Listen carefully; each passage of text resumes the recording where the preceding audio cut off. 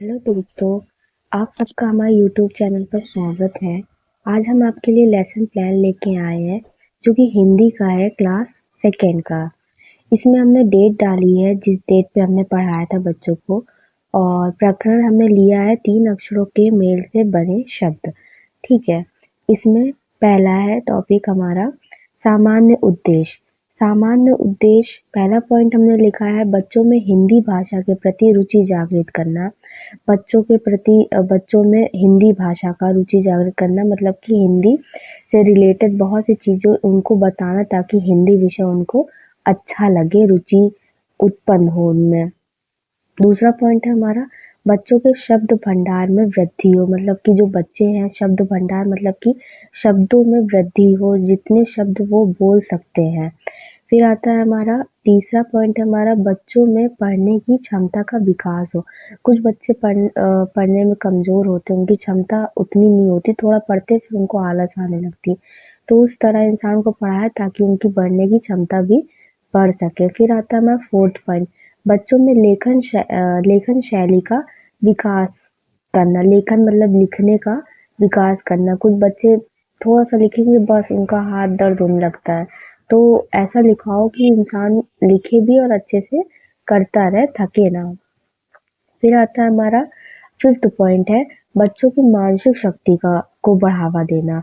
उनको अच्छे से पढ़ाएं ताकि उनकी मानसिक शक्तियों का विकास हो सके। ठीक है, फिर आता है हमारा विशिष्ट उद्देश्य। उद्देश्य में क्या है हमारा कि बच्चों को हमने 3 अक्षरों के मेल से बनने वाले शब्दों के बारे में विस्तृत जानकारी प्रदान करना है। हमारा उद्देश्य ये है।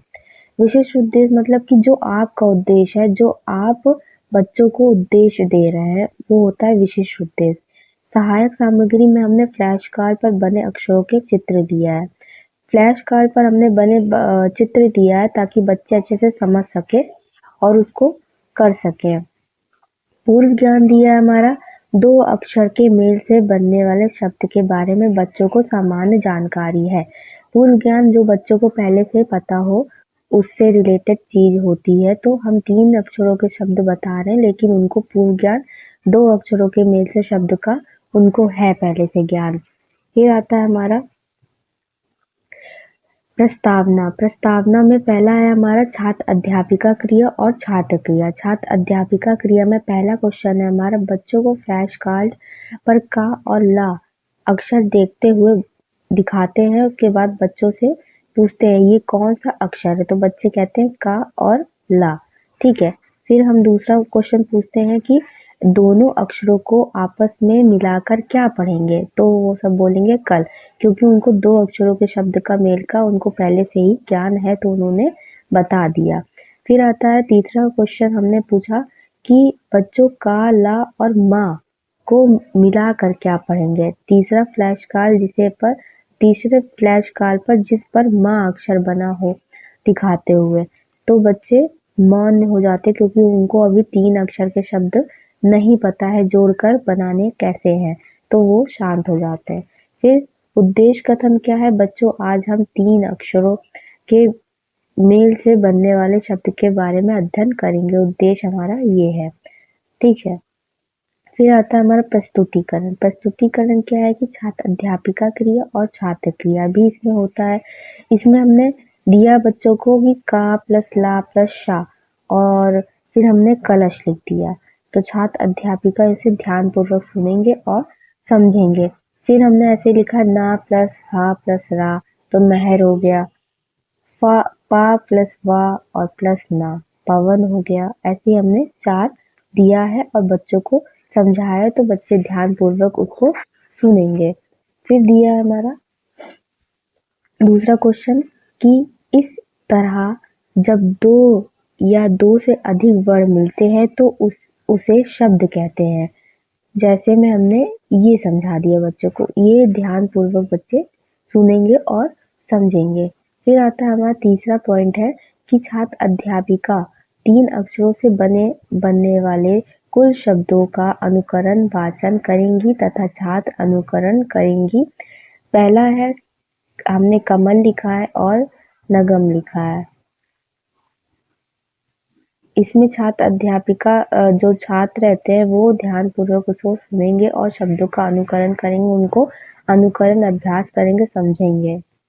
नगम है, सॉरी नगम था। फिर आता है हमारा श्याम पठ। हमने जो आगे बच्चों को समझाया, ध्यानपूर्वक बच्चे सुन रहे थे, उससे उसी को हमने ब्लैक बोर्ड पे लिखा है, श्याम पठ पर लिखा है। दिनांक वही डालेंगे जो आप आगे डालेंगे, फिर विषय डालेंगे, कक्षा डालेंगे और प्रकरण भी वही डालेंगे जो आप आगे डाले होंगे। तो हमने ये 5 आगे समझाया बच्चों को और ब्लैक बोर्ड पे वही लिखा जो हमने आगे बच्चों को समझाया था। समझाने के बाद निरीक्षण कार्य करेंगे। जो छात्र अध्यापिका है वो कक्षा में घूम-घूम कर निरीक्षण कार्य करते समय छात्रों के कार्यों का निरीक्षण करेंगी और उनकी व्यक्तिगत समस्याओं को सुलझाएंगी। जो भी बच्चों को प्रॉब्लम है उससे रिलेटेड बच्चे बताएंगे और मैम उसको सॉल्व करेंगी कि बच्चे कर पा रहे हैं कि नहीं, उनको आ रहा है कि नहीं, किसी चीज में त्रुटि है तो उसको सही करेंगी। फिर आता है हमारा पुनरावृत्ति प्रश्न। क्या है पुनरावृत्ति? कि आप वो सब समझा दिए हैं, उससे रिलेटेड क्वेश्चन आपको पूछने हैं तो बच्चों से वो पूछना है। तो हमने इसमें 4 क्वेश्चन लिखा है, आप कम भी लिख सकते हो, ज़्यादा भी लिख सकते हो, मैक्सिमम 4 या 3 होने चाहिए, उससे ज़्यादा नहीं। तो पहला पॉइंट है हमारा कि कमल शब्द में कौन-कौन से अक्षर आते हैं, तो बच्चे बताएंगे कि कौन-कौन से अक्षर आते हैं क्योंकि उनको ज्ञान हो गया है।